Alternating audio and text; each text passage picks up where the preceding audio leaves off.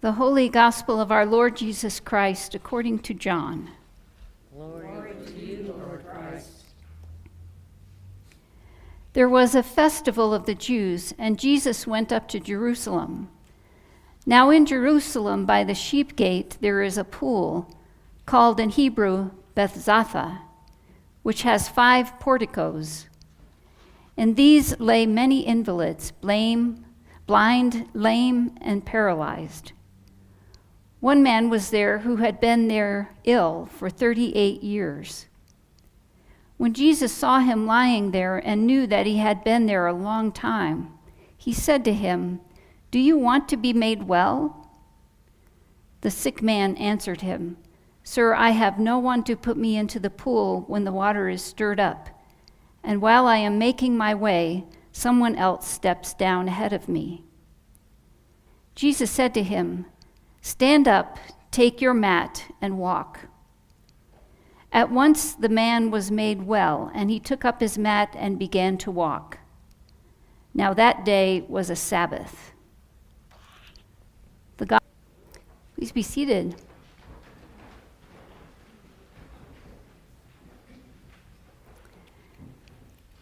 This story from the Gospel of John about this man's healing, it helps if you know just a little bit of archaeological background, which is that there was a pool in Jerusalem with 5 porticos. They've dug it up, they found it, and at any rate, the idea was that the water would get stirred up. Either it was a spring with a little bubble, or the air would blow it or something, and if you could get to the pool first, you would be healed. So that was the legend around that pool. And so this man was trying to take part in that healing practice.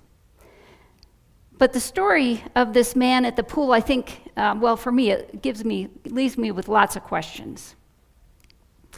I think if we start by imagining what life must have been like for this man. He was sick for most, if not all, of his life. 38 years back then was close to the lifespan. And so either he was very old or he had been sick for most of his life. And lying on the mat day after day after day, you can imagine that his muscles certainly must have been atrophied, and I can't imagine what that life must have been like for him.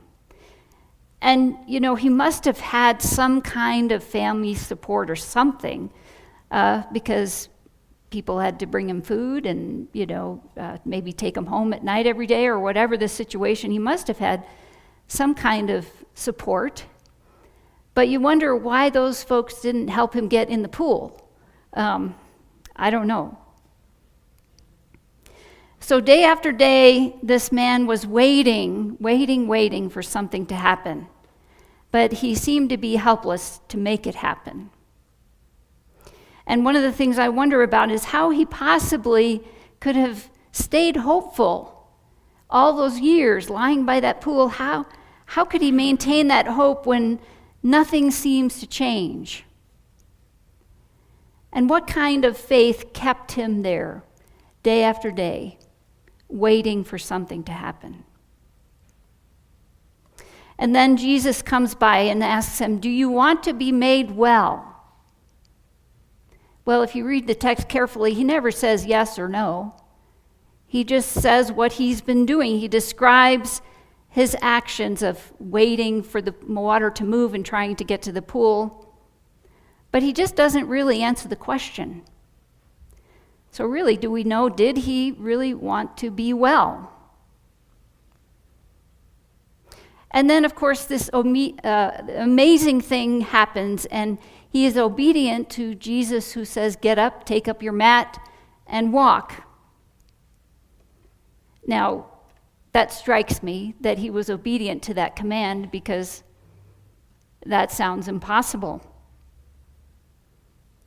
But somehow, in the midst of all that, this man had made room for something impossible to happen.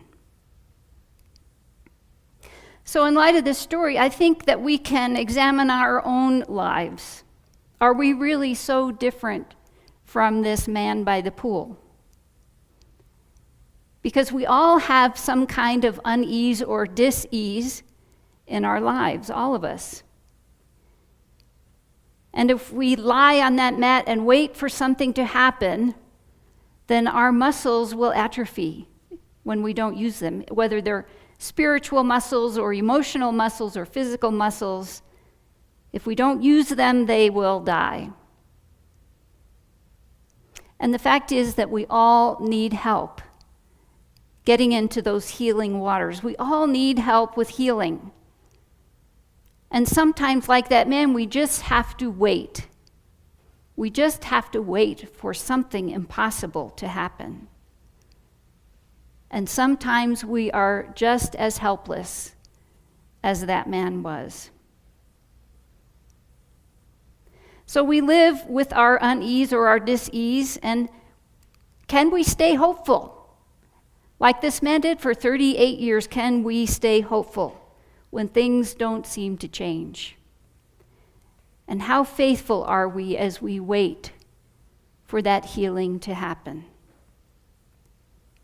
And of course, I think Jesus asks all of us that question, do you want to be well?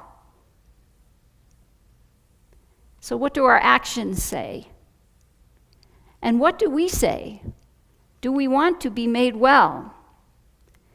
And when Jesus gives us that impossible command, are we obedient to it?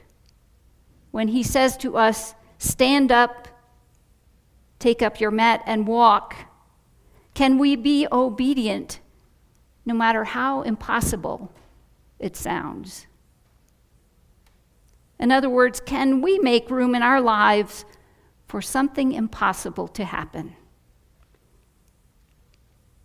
So how is it that we need to be healed? Each one of us, how do we need to be healed? And what if that healing sounds impossible? Can you remain hopeful and faithful when it seems like nothing is changing? And what kind of faith makes room for that something impossible to happen? Now, that's plenty for us already to be reflecting on. Lots of deep questions there and lots of possibilities. But the fact is that we have only half the story in our reading today. I'm just kind of astounded that whoever wrote the lectionary, picked out the lectionary readings, just picked out half of that story. We only have the first paragraph. There's 2 paragraphs to this story. So I thought it would be important for us to hear the rest of that story. Now, if you read it in the Bible, that first paragraph ends with this sentence, or 2 sentences. Jesus said to him, stand up, take up your mat, and walk. And at once the man was made well, and he took up his mat and began to walk. So that's the end of that paragraph. And the new paragraph starts with, now that day was a Sabbath. So if you're paying attention, you immediately know here the plot thickens. Jesus is making trouble again. Jesus is healing someone on the Sabbath and making trouble once again. So that's the start of the new paragraph.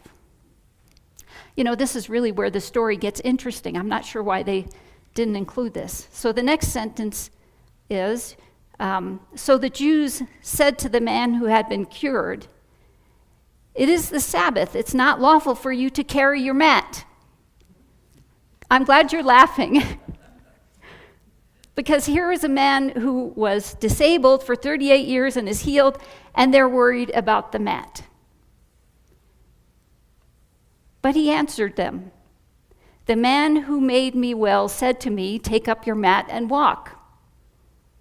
Okay, don't blame me. The man who made me well, it's his fault. So they asked him, who is this man who said to you, take up your mat?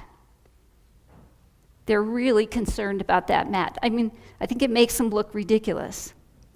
This is the irony that we find in the Gospel of John just through and through. Now the man who had been healed did not know who it was, for Jesus had disappeared in the crowd that was there. And then we see Jesus with an inkling of what's coming. Later, Jesus found him. Jesus went out and found him in the temple and said to him, "See, you have been made well. Do not sin anymore so that nothing worse happens to you." And this is not a warning, it's a concern. Jesus is concerned for this man. And it seems, I can't even imagine what is worse than being disabled for 38 years and lying on a mat. Do not sin anymore, so nothing worse happens to you. Okay, so here it comes. The man went away and told the Jews that it was Jesus who had made him well. What a tattletale. He's going right to the Jews and throwing Jesus under the bus. And then that paragraph ends, "Therefore the Jews started persecuting Jesus because he was doing such things on the Sabbath. But Jesus answered them, 'My Father is still working, and I also am working.' For this reason the Jews were seeking all the more to kill him, because he was not only breaking the Sabbath, but was also calling God his own Father, thereby making himself equal to God." Okay, so that's the end of the story, of this particular story. It's a lot more than just a healing story. And John is doing what John does in his gospel. Again and again and again, he is making the point, well, several points here. Jesus is one with the Father. Jesus will be crucified and die, and Jesus will rise again. Jesus is making a point about who he is, and John hammers it home in his gospel over and over and over. In fact, the first prediction we have of the crucifixion comes in the 2nd chapter of John, right at the beginning of the gospel when he clears the temple. John wants us to know from the very start that Jesus would be crucified and raised on the 3rd day, and that we must choose to live or to die. Everyone makes a choice. From the beginning, we hear this message from Jesus, and we choose or we choose not to follow the risen Christ. And when we choose to follow the risen Christ, we have chosen life. If we don't choose to follow the risen Christ, we have chosen death, the something worse that happens to you. We hear this message again and again throughout John's gospel. This man who was healed had a personal encounter and then words of concern from Jesus. "See, you have been made well. Do not sin anymore so that nothing worse happens to you." And again, if we think about what the life of this man must have been like, 38 years of wilderness or of illness, and everything in his life changed in that moment when he encountered Jesus. With his health, he could fend for himself, and rather than being marginalized by society, he could participate in life and even go into the temple. And what does he do? He turns Jesus in. Now you got to wonder, maybe he was a coward. Maybe he was afraid of being rejected again and thrown out of the temple. Maybe he thought he was finally in, he was finally well, and didn't want to give any of that up. But who knows why? For some reason, he turns Jesus in, and it doesn't look too good for this healed man. He is not choosing life. That's something worse that Jesus warns him about. He has chosen death. So in the story of this man by the pool, John is making his point once again in the gospel: follow the risen Christ and choose life. So now each one of us must choose. Will it be life or death? And when we choose to follow the risen Christ, we choose all that goes with it. And you know what those things are. But what our story highlights is we choose to recognize and acknowledge the unease or dis-ease in our lives. And we choose to strengthen those muscles that have atrophied, our spiritual muscles and emotional muscles and physical muscles. We choose to work them again. And we accept that we need help getting into that pool for healing. And we know that sometimes in life we just simply must wait for something to happen. And we also know that sometimes we're very helpless to make it so. And even in the midst of that, we are encouraged to stay hopeful, even if things don't seem to change for 38 years. And we faithfully wait for healing. And Jesus asks every one of us that question: do you want to be made well? It's a choice. He asks all of that question. And what do your actions say? And what is it that you really want?